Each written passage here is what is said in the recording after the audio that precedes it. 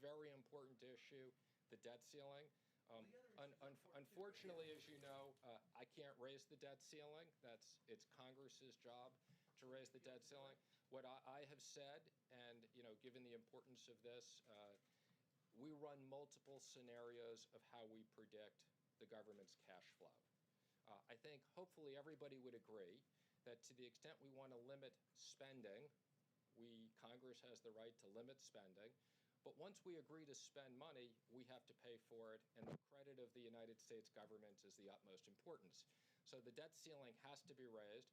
One of our scenarios triggers a problem the first week of September before they get back.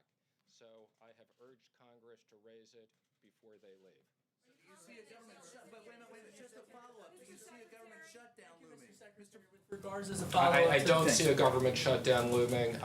Again, that's not an issue until the end of September, and I have no expectation that there'll be a government shutdown whatsoever. To follow up on the issue of the debt ceiling, is a short-term extension, if you're unable to get a longer-term deal that would punt until October, is that on the table? And can you describe the nature of your negotiations with Speaker Pelosi on this issue? Reportedly, you guys had that phone conversation on Saturday night. Yeah, the Speaker and I have been speaking regularly. I think we've had very productive discussions.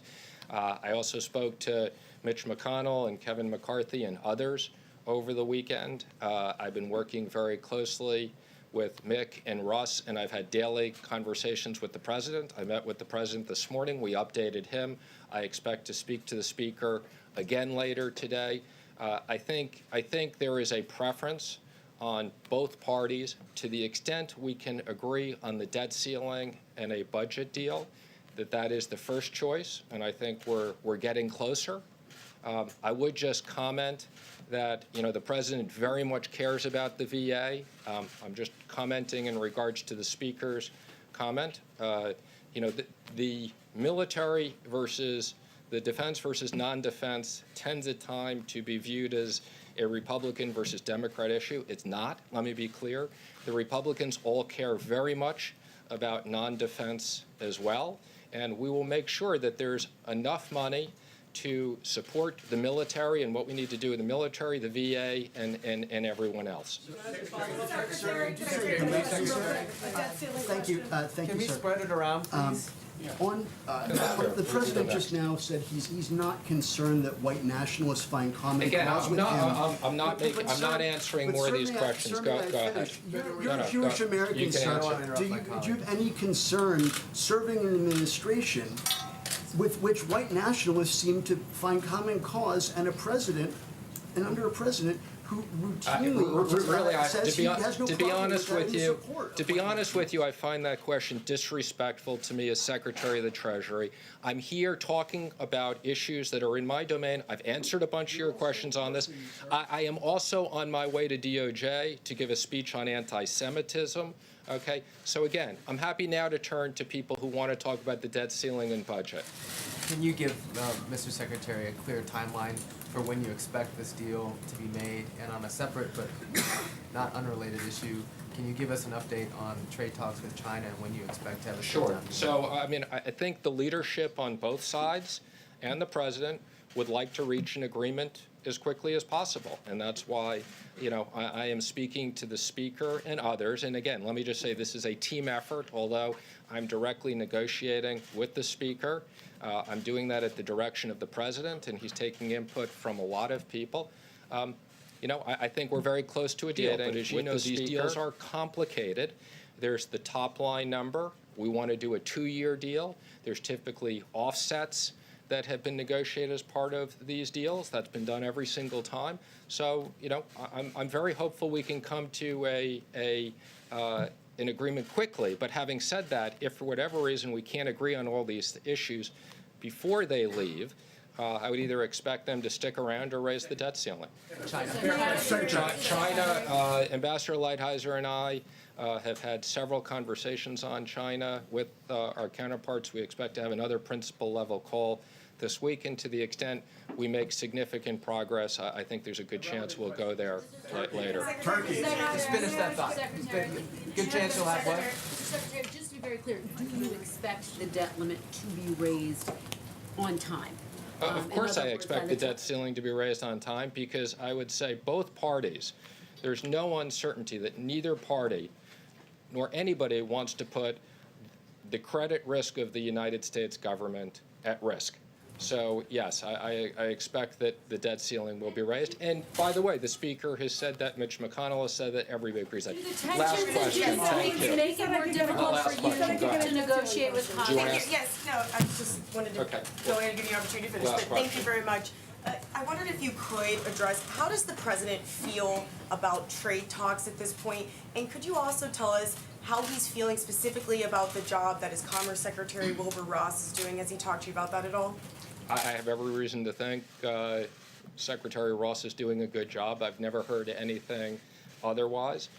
Secretary Ross has been an important part of the trade team. Again, this has been an integrated team, and I think the president is very pleased on trade.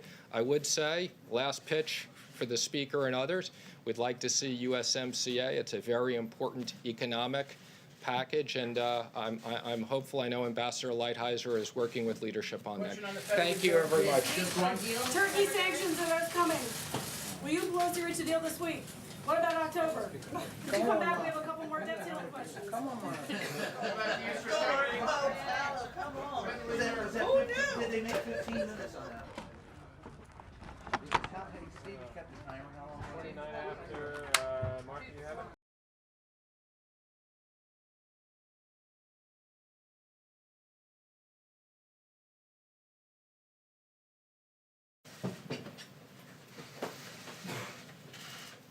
Good afternoon, everybody. Thank you for being here.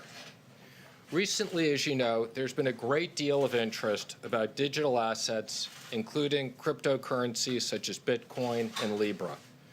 There are many regulatory and supervisory questions regarding Libra, virtual assets, and virtual currencies, but I will focus primarily on the serious concerns the Treasury has regarding the growing misuse of virtual currencies by money launderers, terrorist financiers, and other bad players. This week, representatives of Facebook's Calibra project will go to Capitol Hill to discuss the proposal for a cryptocurrency, the Libra.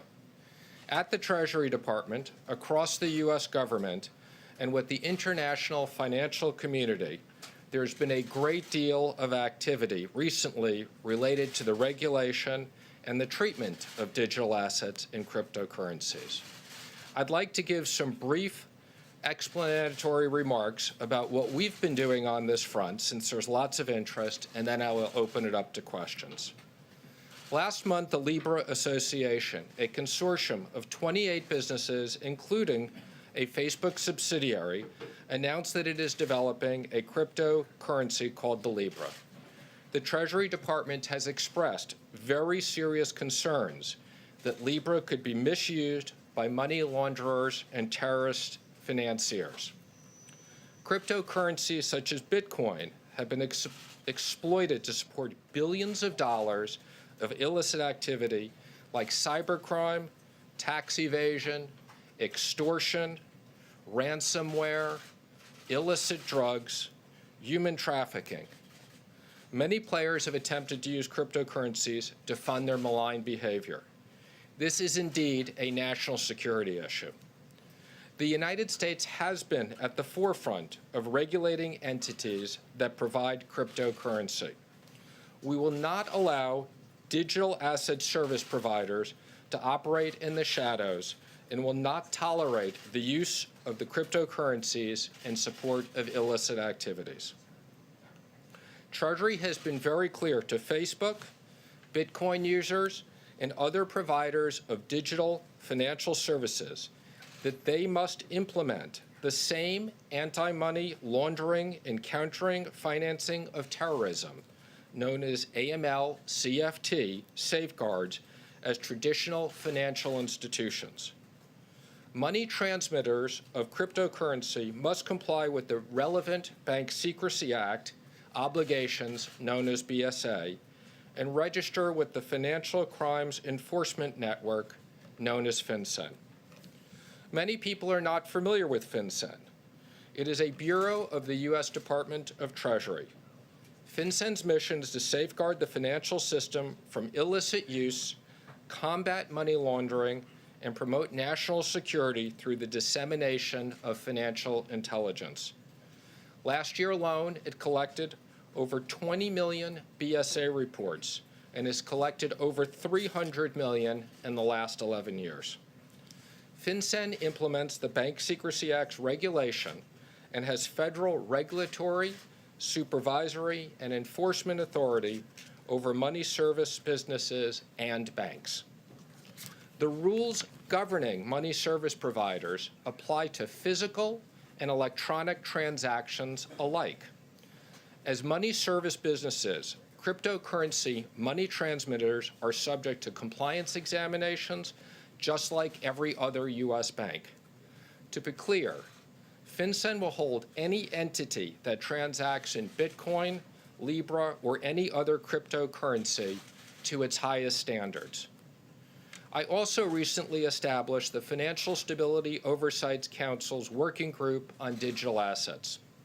This FSOC group enables U.S. financial regulators, such as FinCEN, the Fed, OCC, CFTC, CFPB, SEC, and other key stakeholders to work together to combat risks posed by cryptocurrencies. As the President has said, Bitcoin is highly volatile and based on thin air. We are concerned about the speculative nature of Bitcoin and will make sure that the U.S. financial system is protected from fraud. Given the international nature of cryptocurrencies, we are also going to great lengths to ensure that effective regulation does not stop here at the U.S. border. Last month, led by the United States, the Financial Action Task Force, known as FATF, the global standard setter for AML-CFT, adopted comprehensive measures on how countries must regulate and supervise activities and providers in this space. This was a major step towards harmonizing international regulations concerning cryptocurrencies. We have also had extensive work at the G20, and I will be addressing this again this week at the G7 finance ministers in France. To be clear, the U.S. welcomes responsible innovation, including new technologies that may improve the efficiency of the financial system and expand access to financial services. That being said, with respect to Facebook's Libra and other developments in cryptocurrencies, our overriding goal is to maintain the integrity of our financial system and protect it from abuse. Treasury takes very seriously the role of the U.S. dollar as the world's reserve currency and will continue our efforts to protect our country and secure the U.S. and global financial systems. With that, I know there's been a lot of interest in this subject and perhaps a few others, so I'll take a few questions in the back. Thank you, Mr. Secretary. Two questions for you, if you don't mind. The first one is that Jay Powell of the Fed said last week that FSOC would be meeting in the future to discuss Facebook's Libra product specifically. Has that happened yet? And then secondly, you talk about Facebook putting this product out. If Facebook is able to ultimately resolve all of your concerns about AML and other issues, do you want Facebook to be in the business of issuing cryptocurrencies? So let me make the first comment, which is I say we, either at the principals level or at the deputies level, we've had multiple meetings across the regulators with representatives of Facebook and expressed our concerns. We've also had multiple meetings of the FSOC working group. I think you know Jay Powell and I meet weekly, and we've talked about this extensively. So there are these discussions going on. They will continue to go on. Again, to the extent that Facebook can do this correctly and can have a payment system, correctly with proper AML, that's fine. They got a lot of work to do to convince us to get to that place. Secretary, can you address the problems of raising the debt ceiling? Well, why don't I do this? I'm sure there's a lot of interest in that as well. But why don't I take a bunch of cryptocurrency questions, and then we'll come back to you on that. I'll give you that. But you can ask a cryptocurrency question, or I'll just come back to it. Okay, I'll wait for you. What are your concerns? Facebook's had privacy issues in the past. How does that play into your concern, and what is your level of concern with Facebook having Libra? Well, again, I would just say we obviously have concerns with the privacy issues. There's been items in the press about potential settlements. I'm not going to comment on that. But obviously, the regulators, and one of the regulators, as I've said, most people haven't heard on FinCEN. So one of the reasons I wanted to explain this is whether they're banks or whether they're non-banks, they're under the same regulatory environment for FinCEN, and we will hold them accountable. And they're going to have to convince us of very high standards before they have access to the U.S. financial system. Mr. Secretary, at the social media summit last week, the president essentially accused the social media giants of an animus against conservatives. Can you assure the markets and everyone watching that whatever action this government will take is not a result of the president's view that these social media giants are biased against him? Well, again, what I will tell you is the president does have concerns as it relates to Bitcoin and cryptocurrencies, and those are legitimate concerns that we've been working on for a long period of time. But no, we're not going to target any one entity. Everybody's playing by the same rules. Again, whether you walk into a money service provider or whether you walk into a bank or you do it digitally, you're going to have to adhere to the same rules. Thank you, Secretary. Considering that Bitcoin is decentralized, what do you tell Americans who want to invest in Bitcoin and other cryptocurrencies? Well, one, I tell them to be careful, okay? They should be clear why they're investing in them. There's a lot of good things to invest in, obviously, we know about. But, you know, our number one issue is that, one, we don't want bad actors using cryptocurrencies. That's our number one issue. I think to a large extent, these cryptocurrencies have been dominated by illicit activities and speculation. We'll make sure that the general public and investors understand what they're investing in, and whether it's the SEC or other regulators, there's proper disclosures. You said that you're comfortable with Facebook launching the currency if they No, do it in the say right that. way. I didn't say I was comfortable with them launching a currency. If they launch it in the appropriate and in a safe way in terms Yeah, of but I'm not Americans' comfortable today. So let me just be careful, as I've said. They and others have a lot of work to do before they get us comfortable. Do you have a sense of a timeline there? Is Facebook being candid with the administration about it? How many years it would take them? I think they're being very candid with the administration and where they are. I'm not going to publicly speculate how long I think it will take them to get to the point where we're comfortable with it, but they are a long way away from. And again, part of it, there's been a lot of public interest in this. That's why I wanted to give the public the assurance, but before they or anyone else does this, that we're going to make sure the financial system is protected. And as I said, there's a lot of illicit activity that will be shutting down for people who are using cryptocurrencies for bad purposes. Thank you, Mr. Secretary. Can you give a sense about how those discussions are going with your counterparts from other G20 countries on this particular issue? I would say there's enormous agreement on this. As I said, I was in Orlando, I think it was 2 weeks ago. The U.S. just finished the presidency of FATF. I gave the keynote address there. That was adopted. I mean, that is the largest organization, much bigger than the G20, and is kind of the gold standard of AML. And those rules were adapted. And at the G20 and the G7, we have absolute general agreement that in the U.S., if you deal with the U.S. financial system, you have to adhere to the same rules, and that's something that the rest of the G20 is very focused on. Mr. Secretary. Yes, Mr. Thank you, Secretary. sir. You said you'd take questions on a number of subjects, so I'll ask on another No, subject. I said I was first going to finish. No, I'm first going to finish the cryptocurrencies. We'll spend any finish. We'll come back to it. Sir, Okay, go ahead. and a Cryptocurrency. follow-up. So you said that Treasury is concerned about bad actors using cryptocurrencies Yes. such as Bitcoin, which has become very popular among white nationalist groups. What sort of actions is Treasury taking to stop these bad actors from using these decentralized cryptocurrencies? And I have a follow-up, sir. Okay, well, I'm not, as it relates to any specific group, I'm not going to comment on any specific group. But what I will tell you is that FinCEN has multiple investigations going on. There have been enforcement actions. There will be more enforcement actions. We're going to beef up our resources for regulatory oversight. This is something we're absolutely focused on and on top of. While you have me, may I ask a follow-up on other questions? We're going to try to give everybody one Yes, question. Mr. Thank you. Secretary, what specifically, language-wise, are you looking for out of the G7 finance ministers meeting on it? And are you confident that you'll get a statement that Well, has some teeth in it? I'd say Again, my understanding is that, there'll be a chairman's report. There won't necessarily be a communique in general, but I leave that to the French. I will say we have working groups at the G7 and G20. This has been in the G20 notifications. I think, we got a lot of interest in the digital tax. We're focusing on the international tax issue, but this will definitely be high on our discussion issue. Yeah, Secretary, back in March, Treasury imposed restrictions or sanctions on the Venezuelan cryptocurrency, the petro, and our understanding is that the Venezuelan regime is still trying to keep it afloat. Can you give us an update on the results that you've gotten from those restrictions and whether or not you have any knowledge that the Venezuelan regiment is trying to keep it afloat? I'm not aware of anybody who's really using that, or it's taken off, or had any success whatsoever. So the restrictions worked? Absolutely.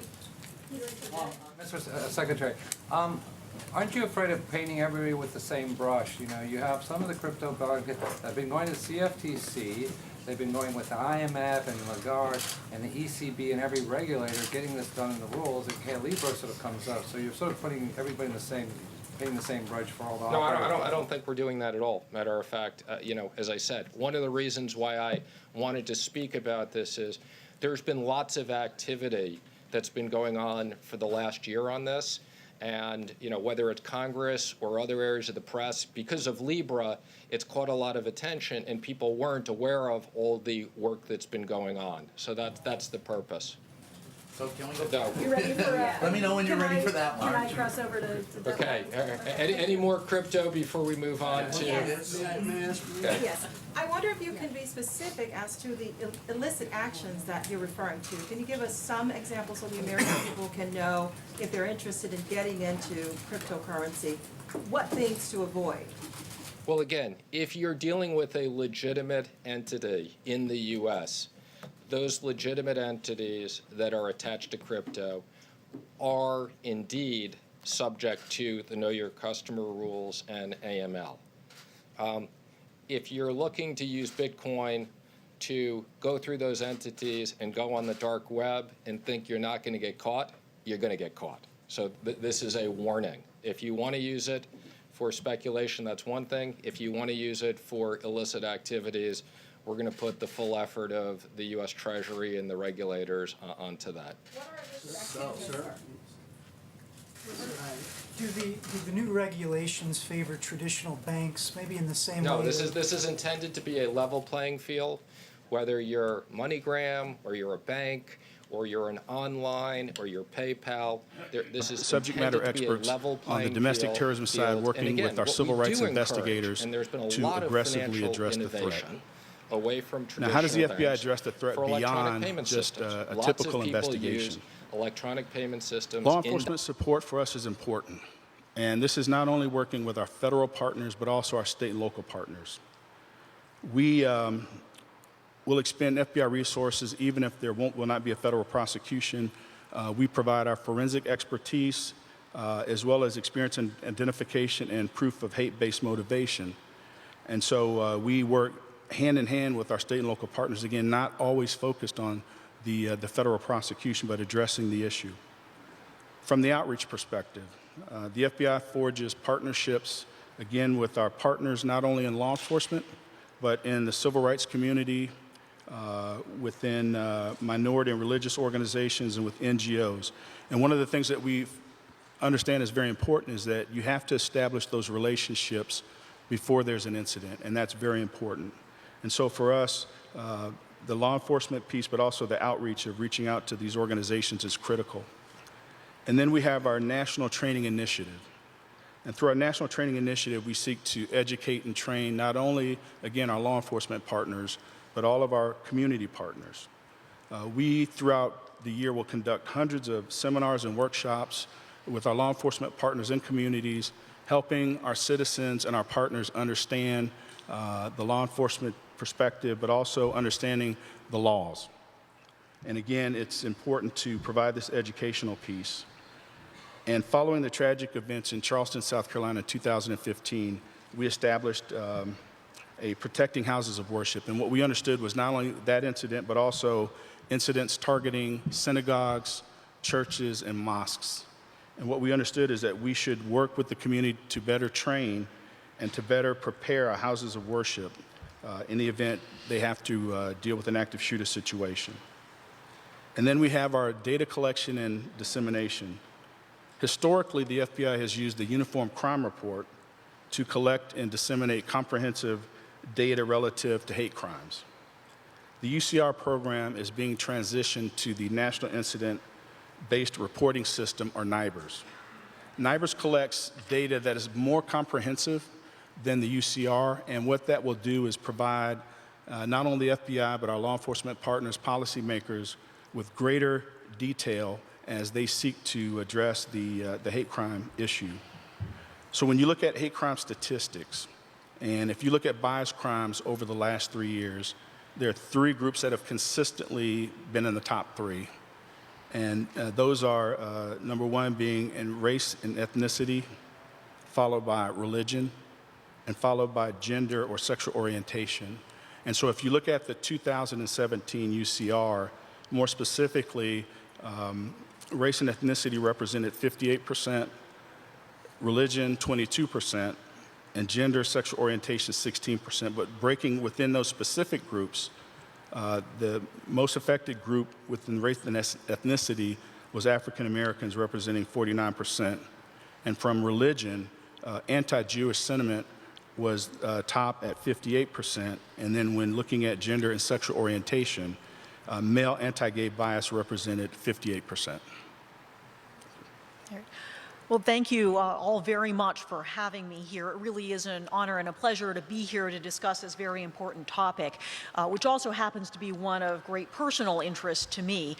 My husband and my 3 children are Jewish, and my father-in-law was actually born in Vienna in 1934 and fled to the United States with his family because of the Nazi occupation of Austria. So we just celebrated a bar mitzvah. It was a little touch and go with the Haftorah up until the very end, but we have got it all straightened out. So again, it really is great to be here and to be talking about this critical topic.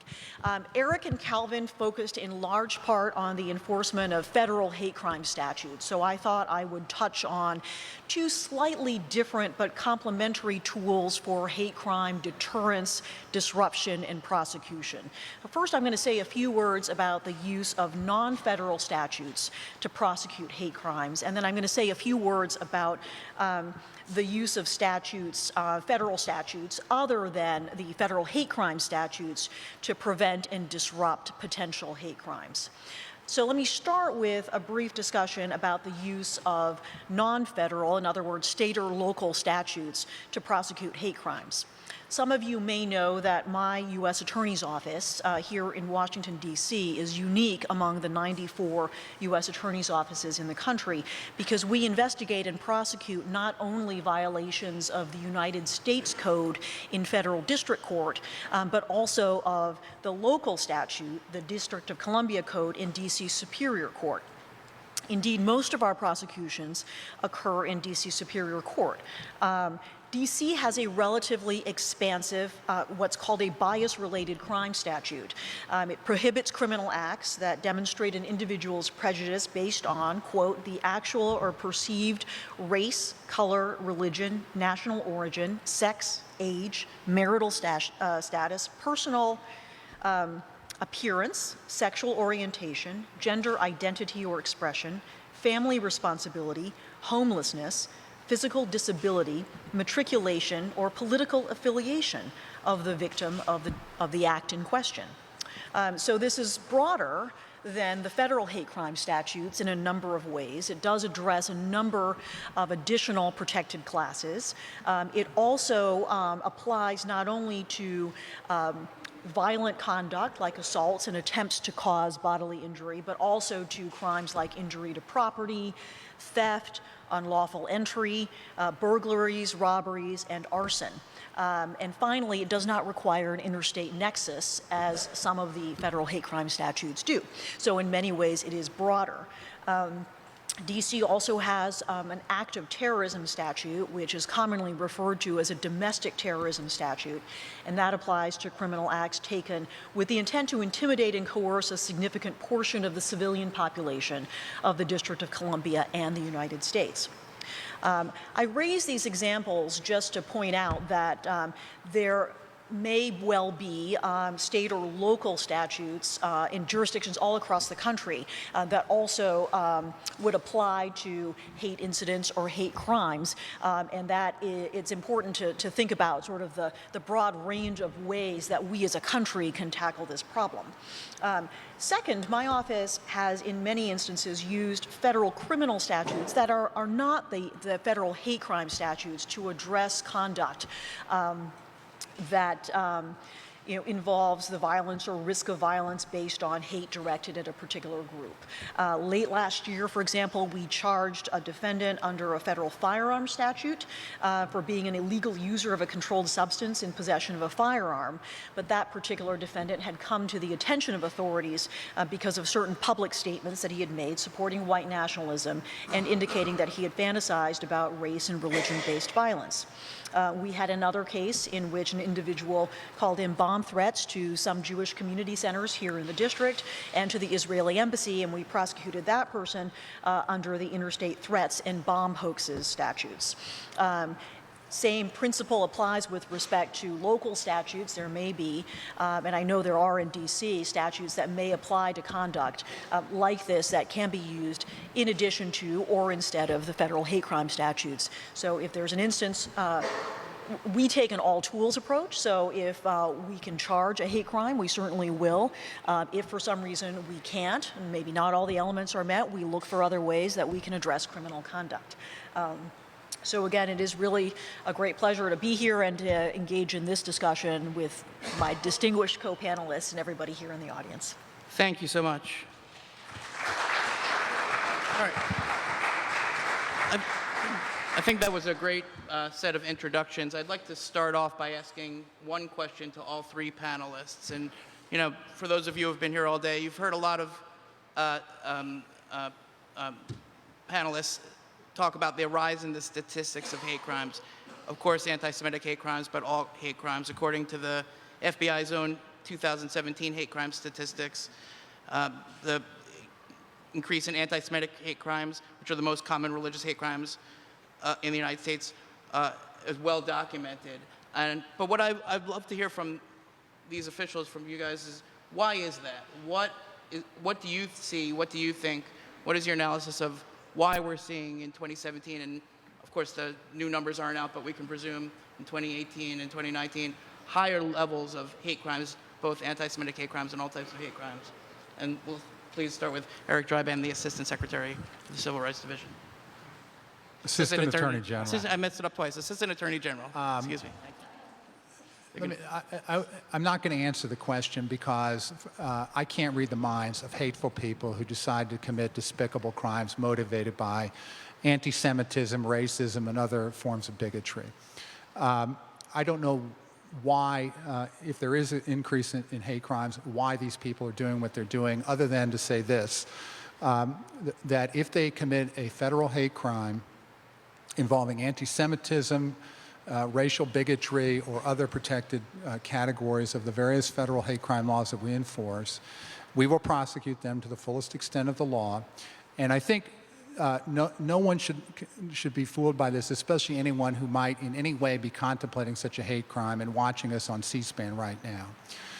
I would direct your attention to an event that occurred a few weeks ago in Charlottesville, Virginia, where an individual pleaded guilty, and in exchange, he pleaded guilty, and the judge sentenced him to multiple life sentences in prison when, in August of 2017, at the Unite the Right rally in Charlottesville, Virginia, he drove his car into a crowd of peaceable protesters there. We allege that he was motivated by hatred, racial hatred, as well as anti-Semitic hatred and other forms of bigotry, and he will now spend the rest of his life in prison. And so all I can say, Josh, is that the Attorney General has made hate crimes a priority for the Civil Rights Division and for the Department of Justice generally, and that we will continue to prosecute anyone who commits these crimes anywhere in the United States. Before we move on, thank you for that answer, but let me press you a little bit further. You know, if we don't have an idea of why the hate crimes numbers are increasing, then how can you adjust your prevention policies to account for that? Well, as Calvin said, and I agree, what we do is that we work with United States Attorney's offices throughout the United States. We work with state and local governments. We work with local law enforcement, and we work with religious leaders and other organizations to raise awareness of these issues.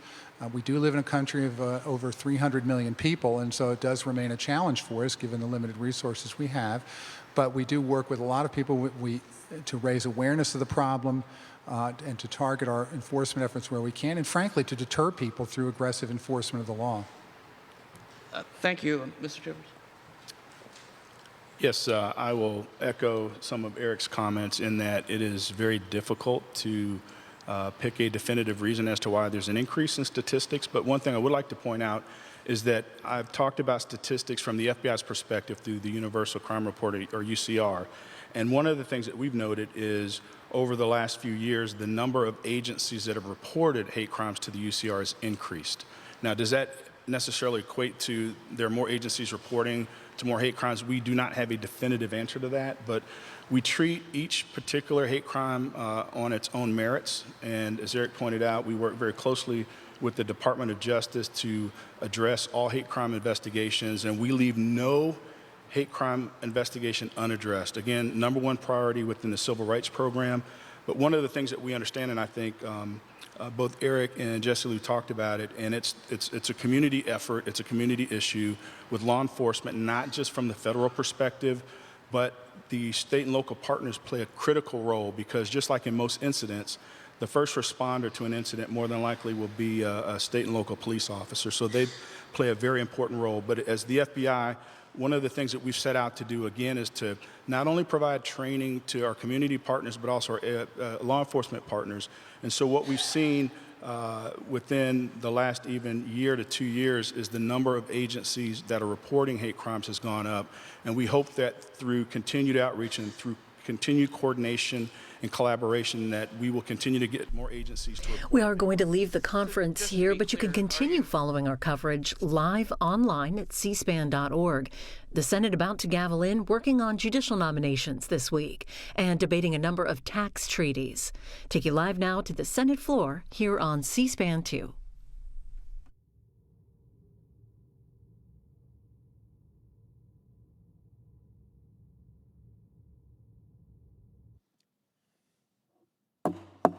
The Senate will come to order. Dr. Black, the chaplain of the Senate, will open the Senate with prayer.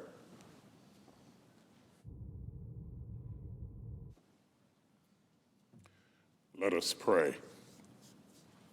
Father of all, give us the wisdom to cultivate reverential awe for you. Inspired by this wisdom, empower our senators to strive to please you. May our lawmakers remember you are an ever-present help during turbulent times, eager to deliver those who call on your holy name.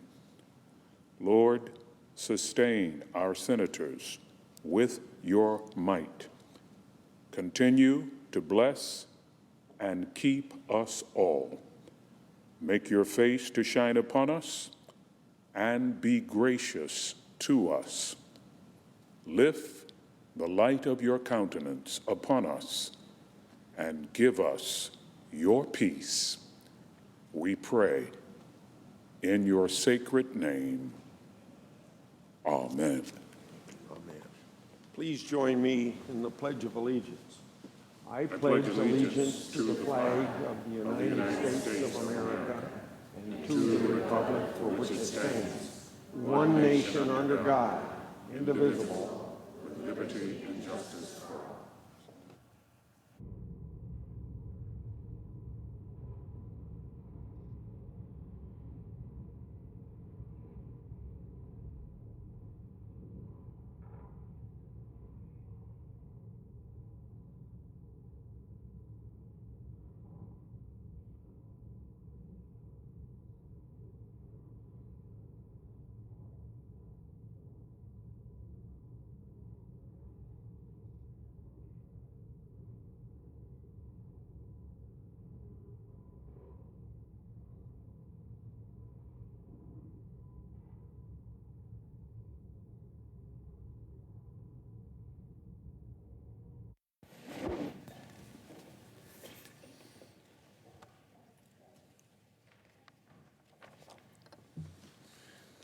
Mr. President, The senator from Iowa. 30 seconds, morning business, please. Without objection. 24 years ago, radical Serb forces committed the worst genocide on European soil since the Holocaust. In and around the hollow grounds at Srebrenica, over 8,000 Bosnians were murdered out of ethnic and religious hatred. Iowa, my state, is now home to many Bosnians who bore witness to those atrocities. I pray that they and their families find peace as well as justice. Ethnic and religious hatred must never be tolerated, and we must not forget the victims of this crime. I yield the floor. As well. So that's what we're focused on. That's what our prosecutors, our investigators,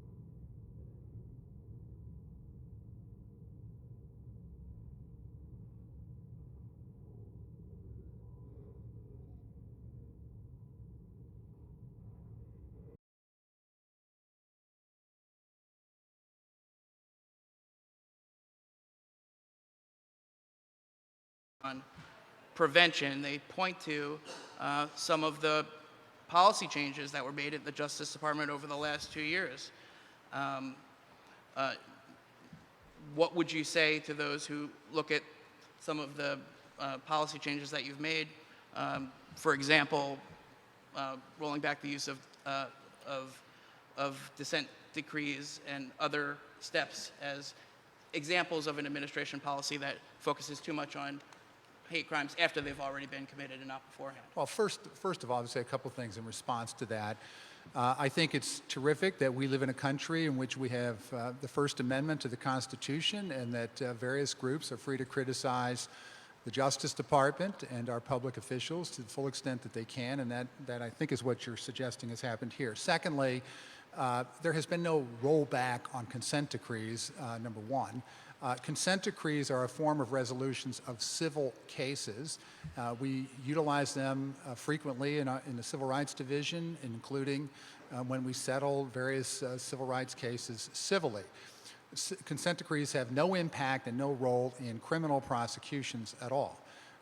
And finally, with respect to prosecutions, we've also focused on prevention of hate crimes, as I mentioned, and we've created a hate crimes prevention initiative. Anyone can look at our website, on the Justice Department website, and take a look and see what you think. But the critics can continue to make suggestions, and we welcome criticism, particularly when it's constructive, but we will continue aggressively, as I said earlier, to prosecute hate crimes throughout this country and do what we can to prevent them. Thank you. Let me turn to you, Mr. Shivers. In recent FBI testimony, it was pointed out that violent extremists are increasingly using social media for the distribution of propaganda, recruitment, target selection, and incitement to violence. Can you talk a little bit about what the FBI is doing to address that particular part of this problem, and also what do you think is the responsibility of social media companies and social media platforms to address the problem of hate on their websites? Well, I'll start by saying that all of our citizens have the right to exercise their First Amendment right. And so we in the FBI, when you look at whether or not we monitor individuals or organizations, we usually require, well, I shouldn't say usually, but there's a legal process. And so we adhere to that because we understand, especially when you talk about some of these individuals and groups, there's the balance of the First Amendment right to free speech. And so for us, that's something that we have to be very careful of. I won't speak to the responsibility of social media companies because, again, when you look at the First Amendment issue, individuals have the right to exercise their First Amendment right. Where we get concerned is if we get into an investigation and it is used as a mechanism to communicate and prepare for some type of act, that's where we would get involved. And again, there's a legal service a process that is required that the FBI understands that we must meet. I understand. Thank you. U.S. Attorney Liu, you talked about nonviolent hate crimes, which, as you explained, you have some unique tools to address. according to the statistics that I've seen, those are the hate crimes that are on the rise more than any others. Vandalism, bomb threats. You've been doing this for a long time. What do you think is the reason that those types of hate crimes are expanding more than others? And do you think that's connected at all to the increased culture of hate and intolerance we're seeing online in our public discussion, in our media, and in our politics? Well, I mean, I had sort of the same answer that Eric and Calvin did, and we all said when we asked the question earlier. I honestly don't know the reason for, the increase in hate crimes generally, or other, assuming that the numbers are accurate, or in particular kinds of hate crimes.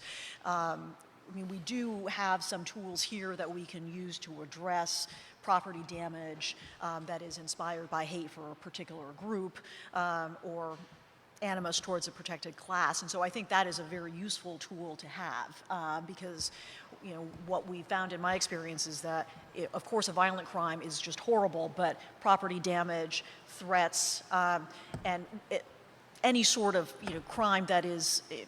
that sort of crime is extremely upsetting to the victims too, and really needs to be addressed. I want to say just a few words, if I could, Josh, about hate crime prevention, because that's something that we think a lot about in my office, and talk a bit about our partnership with both federal and local law enforcement. So because of the unique nature of DC, we have a lot of protests. We have a lot of big groups of people with different opinions who come here and protest or counter-protest or otherwise express their opinions. And we've seen that can have the potential for violence, and we've seen that in various places across the country. So something that I think we've become acutely focused on in the couple of years that I've been in this job is identifying those events. And my office works very closely with both the FBI, with the Park Police, for example, if their jurisdiction is implicated, the Capitol Police, if we think there's going to be some sort of activity at the Capitol, as well as the Metropolitan Police Department, to really bring an all-agencies focus on maintaining public safety while ensuring that people are able to exercise their free speech rights. And so we've been very lucky, and I'm going to knock on wood, but I do think that it is due in significant part to what our law enforcement partners are doing, that we have had all sorts of First Amendment activity go on in the city in the last couple of years, and we really have seen it's been relatively peaceful, and we really want to keep it that way. Thank you so much. Let me go back to you, Mr. Shivers. We've heard a lot in the media and in Congress about this administration's programs to engage communities regarding hate crimes prevention and some of the changes, frankly, some of the rollbacks in some of those programs. And I'm wondering if you, from your law enforcement perspective, if you can first talk about why those changes were made and how they've affected the work of FBI and other law enforcement officials who are seeking to build relationships with communities in the midst of an environment of smaller budgets and sometimes cuts in those very programs. Sure. So I'm not in a position to speak to any rollbacks from the administration. Again, my focus is really on the FBI and our partnership with the Department of Justice and what we're doing going forward. And so what I can say is that the FBI has not rolled back its community engagement. It has not rolled back its training, its partnerships. In fact, and I don't have the numbers in front of me, but I would say that we have actually, if not met, more than likely, and again, I don't have the specific numbers in front of me, but in running the program, I can say we have not rolled back any of our training. What we recognize and understand is the importance, and I've talked about partnerships, and I think my partners here, Eric and Jesse Liu, have done that as well. And again, the engagement with the community, the engagement with the prosecutors, both on the federal level and the state and local level, are all critical. So I can only speak to what the FBI is doing. And again, we have not regressed at all in our engagement, in our partnerships, and engaging with the community. We, again, are focused on educating and collaborating. And again, if there's an incident, it cannot be the first time that we interact with the community. It cannot be the first time. So that's where the engagement is critical. Thank you so much. Mr. Dryban, let me ask you about DOJ policy. In what we see in the public as a a rise in white nationalist groups, anti-Muslim groups, and their use in violence in support of their beliefs. Is the DOJ prioritizing investigation and prosecution of those associated with those groups who act violently? Well, yeah, I mean, we can't discuss publicly our investigations, but we can talk about our prosecutions that are public, and the answer is yes. Anyone who, in the name of white supremacist ideology, commits a hate crime where we can prove beyond a reasonable doubt that the elements of the federal criminal hate crime statutes are satisfied will be prosecuted, typically by prosecutors from the Civil Rights Division's criminal section working with the United States Attorney Office. Now, as Calvin said, let me just add, we do work with state and local law enforcement on these cases, and there are times when appropriate, when consulting with, say, the local district attorney or local state prosecutors, where they may go first with their case, and we may stay our case or our proceedings and pending the outcome in the state courts. But yes, it remains a priority. It has been a priority since Attorney General Sessions was here, and continues to be a priority under Attorney General Barr. I understand. Thank you. You know, it occurs to me that we're all gathered here not just to learn about what the government is doing on hate crimes, but to learn about what we all can do. So I thought we might take this opportunity of the last round of questions to ask our officials and our experts here, what can we in the community, we in the media, look out for, do, report? What practical action steps can we all take to help you do your job in preventing and prosecuting hate crimes, but also to do our job, which is to defend our communities and our values? And let me start with Eric and go right down the line. Okay, I'll be very brief. I think that to me, the best thing you can do, at least from where I sit here at the Justice Department, is be vigilant and alert and cooperate with the FBI, United States attorneys, and the Civil Rights Division prosecutors if you learn of any kind of even potential hate crime. There are times, as I mentioned, with respect to certain of our statutes, conspiracy statutes in particular, where if we become aware of something, or if the FBI does, or even the local police or law enforcement become aware of something that may be brewing in the community, that we can take action to prevent it before it happens. So I would encourage you and your communities to be vigilant in that respect. Thank you. Josh, let me just reiterate the fact that I appreciate the opportunity to be here. I think this summit is very important, and I appreciate the opportunity to talk about the FBI's not only civil rights program, but more specifically hate crimes. What I would say is just continued community engagement, and the old adage, if you see something, say something. I think that's very important. Although I drew a distinction with hate crimes and hate incidents, reporting those are just as important. As Ms. Liu pointed out, in some instances, we're obviously focused on federal law and federal prosecution, but as I mentioned, we work very closely with our state and local partners, and so it's not whether or not we can prosecute a case federally or conduct an investigation federally. It's providing support to all of our partners, whether that's our federal partners, our state and local partners, and also addressing incidents that happen within communities. Again, our focus is not that this is a federal violation or federal crime. If it's a crime, then we're part of the community. We understand that we have to be solid partners in the community. And so I think the dialogue and the communication, not only with the FBI, but with state and local partners and the community as a whole, is very important. So I apologize in advance for giving Calvin more work here, but I would just echo the call from my fellow panelists to report suspicious incidents early. I'll give you one example. We had a case in which a defendant would repeatedly call synagogues, and he would just make harassing phone calls. We ultimately decided after investigation that we were not going to charge a hate crime. We charged him with 2 counts of misdemeanor stalking, and no violence resulted from it. But we were very glad, to get a report early. And we want to be, kept in the loop, we as law enforcement, writ large, of anything that seems off or suspicious, and at least, gives us the chance to try to prevent something happening, even if no crime has been committed to that that point. And I would also echo my colleagues' call for continued engagement. My office runs something we call the Clergy Ambassador Program. We spend a lot of time with religious leaders, and if there's anybody in the room who has not engaged with us and would like to, it'll be an open invitation to please come and talk to me, and maybe we can find a way to work together. But I think that dialogue between we as law enforcement and the communities that we serve is critical. Thank you so much for advancing that dialogue today. Please give our panelists a round of applause.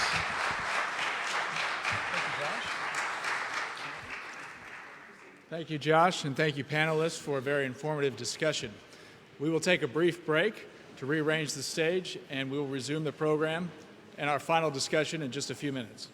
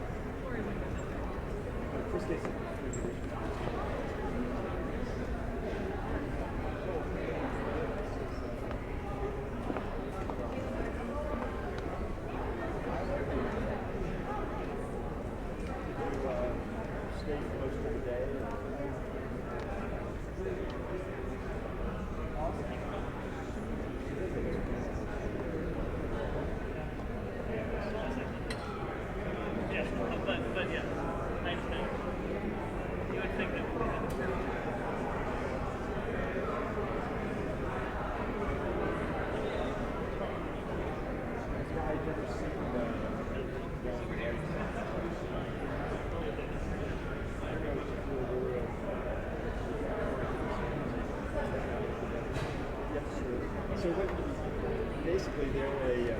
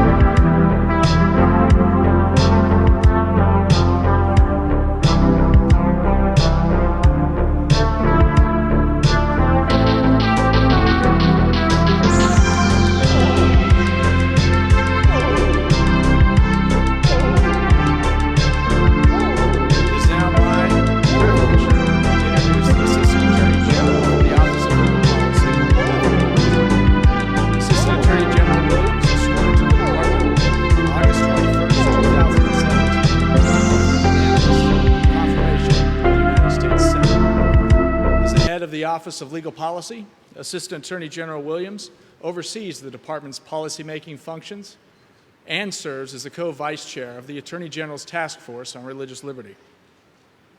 AAG Williams previously served as special counsel to the United States Senate Committee on the Judiciary, worked in private practice, and served as a law clerk to Judge Richard C. Wesley of the United States Court of Appeals for the Second Circuit. Please join me in welcoming to the stage Assistant Attorney General Beth Williams.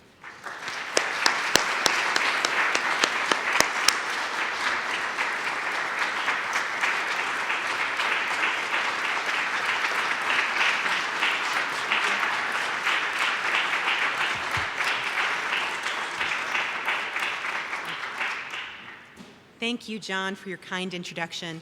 I'm honored to be here to facilitate a discussion about the administration's efforts to combat anti-Semitism.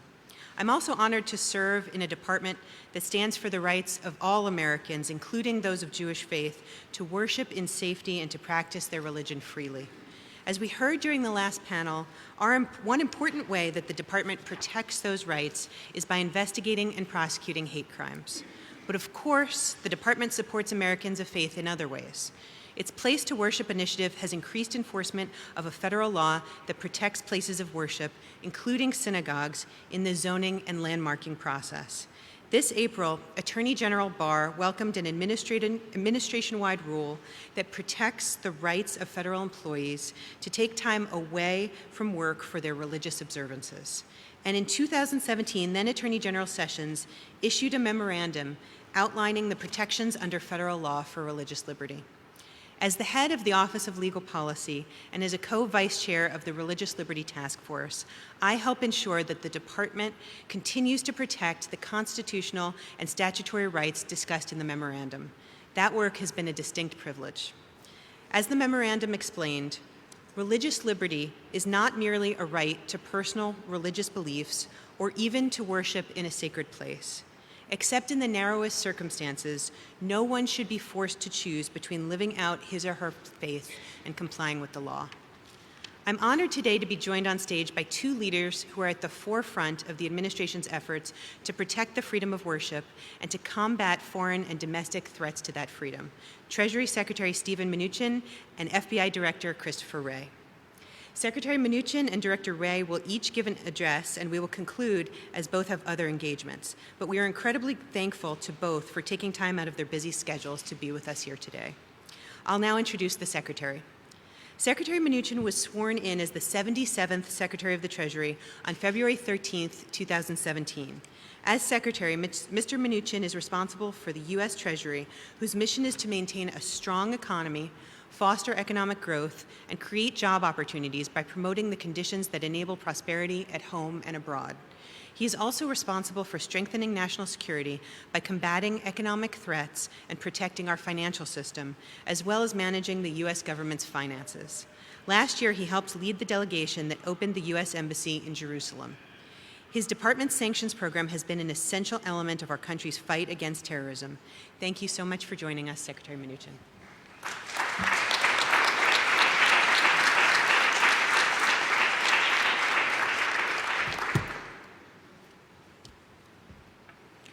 Thank you, Beth, for that introduction, and Director Wray for welcoming me to the Department of Justice.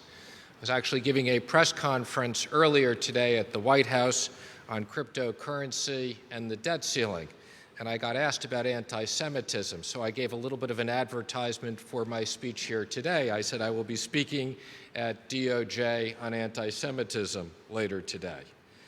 A few months after I became Treasury Secretary, I traveled to the Middle East for the first time. On that trip, I went to Israel and visited the holy sites. It was a profoundly moving experience to light a candle and tour Yad Vashem, the World Holocaust Remembrance Center. It is a place that commemorates the life and death of 6 million Jews who were victims of the Holocaust. That experience was a solemn reminder of the atrocity that we must never forget, and we must fight to prevent every single day. Last year, I returned to the Middle East. I had the great honor of being part of the President's delegation and traveling with Ivanka Trump and Jared Kushner to open the United States Embassy to Israel and Jerusalem. The event was 23 years in the making. The 1995, the 104th United States Congress passed with enormous bipartisan support the historic Jerusalem Embassy Act. Yet more than 20 years, the promise of recognizing the eternal capital went unfulfilled by administrations of both parties. Many critics said it could not be done or it should not be done. President Trump did it, and it was my great honor to be there for the ceremony to help fulfill the promise to the Jewish Americans and the people of Israel that was passed by Congress. Last month, I returned to the Middle East for the Peace to Prosperity Summit in Bahrain. It was a successful event that outlined the incentives for strategic economic investments that will lead to peace and stability in the region that has for too long been known for conflict. As we work to stem violence and promote peace overseas, unfortunately, we are seeing the rise of anti-Semitism both home and abroad. At times, that anti-Semitism takes the form of violence. In October, I traveled with President Trump, the First Lady, Ivanka, and Jared to Pittsburgh, following the Tree of Life synagogue shooting, where 11 innocent people lost their lives. Amidst the tragedy and profound sadness, we found inspiration in the community, the support people showed for one another, and the bravery of the first responders who saved so many lives. Recognizing the need to continue defeating hateful ideology, I'd like to discuss briefly some of the work we do at Treasury. As Secretary, I encouraged my German counterpart, the Finance Minister, to increase funds for the Conference on Jewish Material Claims Against Germany, known as Claims Conference, which is based in New York. I am pleased with the additional funding his ministry provided. The program currently serves over 75,000 Holocaust survivors receiving pensions and home care in the late stage of their lives, and this funding goes towards meeting vital needs, including food and medicine. At a time when anti-Semitism is rising, Holocaust education is also critically important. The Claims Conference devotes millions of dollars per year for worldwide Shoah education, which supplements its decades of experience as a voice for survivors and other Jewish people around the world. Finally, I want to mention Treasury's work in the area of terrorism and financial intelligence. I am proud that we use our economic authorities, including sanctions, to disrupt funding and isolate human rights abusers. In February, we also sanctioned New Horizon for holding international conferences supporting the Islamic Revolutionary Guard Corps' Quds forces. They were recruiting, gathering intelligence, and propagating anti-Semitism and Holocaust denial. I am pleased to join you here today to discuss this important work of combating anti-Semitism. All of us have the tools to defeat it. It is up to us in this room and the wider audiences we collectively reach to fight for safety, equality, and justice for the Jewish people. I am honored to be here with you today. Thank you very much.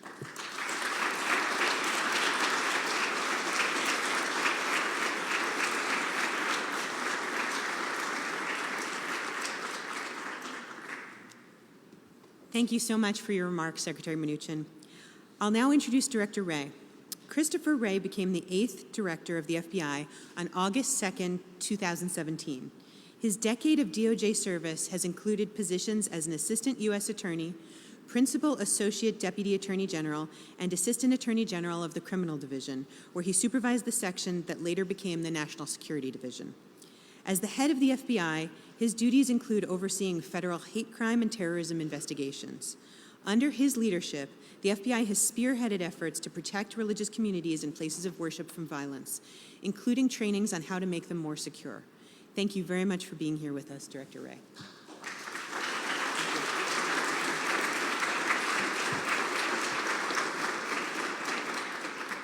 Thanks, Beth. On April 5th of 1968, a day after the assassination of Dr. Martin Luther King Jr., Robert Kennedy lamented what he called the mindless menace of violence in America. He said that whenever we tear at the fabric of life that people have woven for themselves and their families, the whole nation is degraded, and he called on Americans to remember that those who live with us are our brothers and sisters who seek and I quote, nothing but the chance to live out their lives in purpose and happiness. And in many ways, we still confront that same mindless menace of violence. We still confront people who trade in hatred, people who seek to harm others because of where they come from, how they worship, what they look like, or who they love. And that's why shining a spotlight on anti-Semitism is so important. At the FBI, our mission is simple but profound: to protect the American people and uphold the Constitution.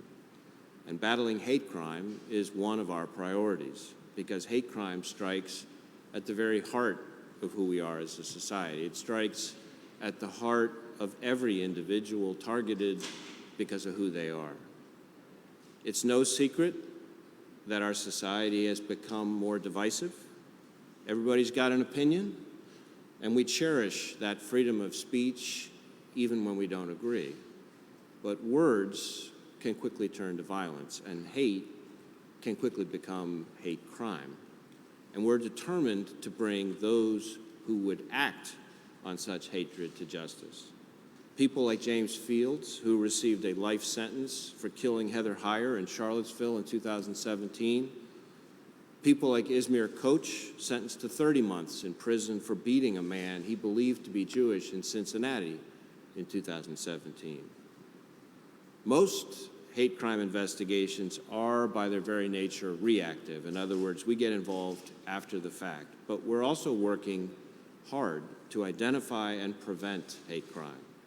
First, we're coordinating with our state and local law enforcement partners, even when we're not pursuing federal charges, because we learn more when we work these cases together. Second, we're working with civil rights and minority groups and with faith communities to build trusted relationships. As they say, the best time to patch the roof is when the sun is shining, not when the bad weather comes. And we shouldn't be meeting for the first time in the wake of a crisis. Third, we're training our partners, both in law enforcement and the communities we serve, so that everyone's got a better understanding of what hate crime is and how we can help. We also confront a growing domestic terrorism threat. And though we talk sometimes about hate crime and domestic terrorism as separate challenges, the reality is they're not mutually exclusive. And we're taking a whole of FBI approach to those threats. So we investigate individuals who take or plan to take violent or criminal action in furtherance of an ideology like racial or religious bias or anti-government sentiment. We're concerned about lone offenders, like the man who attacked the Chabad of Poway synagogue, individuals who act without a clear group affiliation and without guidance, making them that much more difficult to identify, investigate, and disrupt. We're also worried about racially motivated violent extremists. Just to pick one example, just last November, an individual we arrested on a firearms charge talked about attacking a synagogue to incite a so-called race revolution. In June, we established the Domestic Terrorism Hate Crimes Fusion Cell. Our Fusion Cell brings together experts from both our criminal investigative and counterterrorism divisions. They're not just focused on current attacks, on what we're seeing right now, they're focused on what we haven't yet seen, in some cases what we haven't yet imagined, and on what we need to do to stop that. But we know we can't do it alone, and through our JTTFs, our Joint Terrorism Task Forces, we get the local perspective on what's actually happening out in our communities, but we've also got to work closely with our community partners. We have community outreach specialists who work with members of the Jewish community to talk about what we're seeing and to explore how we can help even better. A number of our FBI field offices have hosted active shooter exercises and what we call protecting houses of worship presentations with local synagogues to build awareness. We just finished, just last month, hosting a faith-based summit at FBI headquarters for representatives of Jewish, Christian, Muslim, and other religious groups. That kind of communication, those kinds of relationships are so important to the work we do. I'll pick one example. In March of 2017, we investigated, just in that 1 month, more than 287 threatening phone calls and emails, including bomb threats, to Jewish community centers and the Anti-Defamation League. Multiple FBI offices investigated those threats, bringing together experts from our cyber, criminal, and counterterrorism divisions, as well as technical and behavioral analysis specialists. We held dozens of calls and met in person with Jewish group leaders to explain what we were doing to find the person responsible. And with the help of our counterparts in Israel, we indicted a hacker who had made similar threats in the UK, in Canada, New Zealand, and Australia. And in June of last year, a Tel Aviv court sentenced the guy to 10 years in prison. Cases like that instill fear. They make you feel vulnerable. They make you feel targeted. And that can be physically, emotionally, and psychologically taxing. And we want to help you understand those threats from our perspective and to give you the tools you need to protect yourselves. I also want to highlight one of the ways we're working with the Jewish community to be better at what we do. We require, as some of you know, all new FBI agents and analysts to visit the Holocaust Museum through the ADL's Law Enforcement and Society program. And we do that because we believe that all our folks need to know and understand our constraints under the Constitution and the rule of law. We've got to live it and breathe it. We recognize that the FBI's own history hasn't come without missteps, but we take those mistakes and we learn from them. And that's why programs like that are so important to our institutional well-being. They give us a closer look at who we can become as law enforcement officers and as people if we're not constantly safeguarding and advocating for civil rights and civil liberties. Every day, we remind ourselves that there is nothing more important than the work we do, the people we do the work with, and the people we do the work for. And it's that last element that I want to turn to for just a moment, the people we do the work for. We're working every day to stop hate crime, but when we can't prevent a hate crime, our agents and analysts will move heaven and earth to find those responsible. FBI victim specialists across the country will do everything they can to help heal the victims, their families, and their communities. After the attack on the Tree of Life Synagogue in Pittsburgh, the FBI's Victim Services Response Team, which is made up of agents, analysts, and victim specialists, set up a family assistance center. They provided what the community needed most, from things on the one hand like food and clothing, to on the other hand, grief counseling, financial assistance, and one-stop shopping for federal resources. Victim specialists understand the emotional impact on victims and their families, and they took special care to gather and clean personal effects, from the kippahs and talids the victims were wearing to the most mundane but necessary items, things like car keys. A few weeks after the attack, our victim specialists hosted a preparedness briefing for Jewish community members from around the country in the hope that no other Jewish community would have to live through that kind of horror. We're going to keep doing everything we can to help for the people who need it the most, because the way we look at it, we're not just law enforcement, we're part of the community, and we're in this together. When we face stark contrasts in the way we view the world, and when we face something so shocking we can't quite wrap our brains around what just happened and why, we need to remind ourselves that there is, in fact, still good in the world, and that most people are, in fact, rational, law-abiding citizens. It can be disheartening to realize deep down that there's always going to be somebody out there who will seek to harm others out of hatred or racially motivated violent extremism. Doesn't make sense, but hatred isn't grounded in logic. So that just means that we need to stay vigilant and work even harder to counteract the hatred and the violence and the discontent.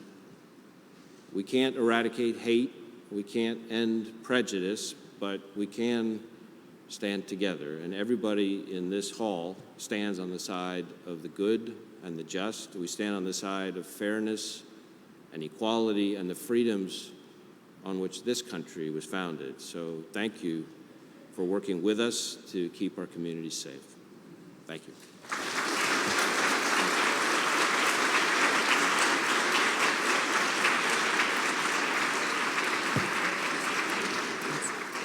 I want to thank the Secretary and the Director for having joined us and for their leadership on these issues. We are grateful to both of them. I'll now turn it over to Principal Deputy Assistant Attorney General John Gore to conclude the summit. Thank you.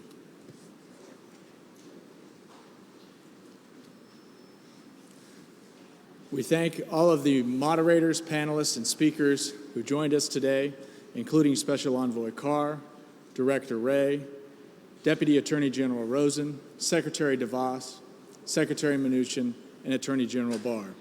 We thank you for your presence and your partnership here today. To exit the building, please make your way to the staircase in the back of the Great Hall. Head downstairs. Staff members are standing by to assist you. Thank you again for everything, and good afternoon.